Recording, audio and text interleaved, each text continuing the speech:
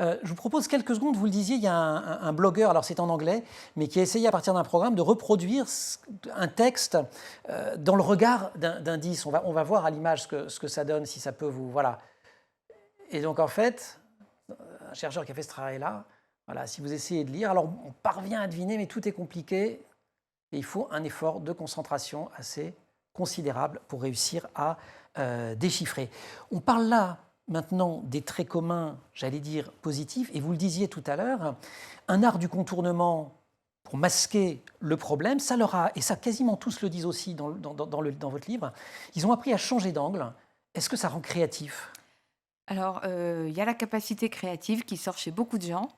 Il y a le fait d'avoir cette espèce de sens de la représentation dans l'espace qu'on peut avoir effectivement avec quelqu'un comme Léonard de Vinci qui était complexé par son écriture, mais qui arrivait à se représenter les choses visuellement.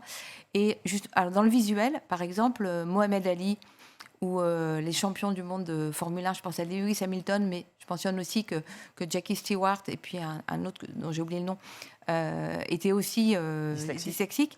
Et en fait, il semblerait, en Formule 1, comme pour Mohamed Ali, qu'il y a une capacité à détecter des espèces de signaux visuels bien plus rapidement que les autres.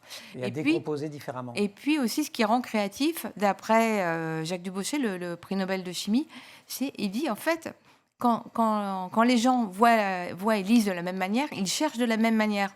Et nous, comme on ne voit pas les choses de la même manière, on ne cherche pas pareil, et donc on découvre plus facilement des choses.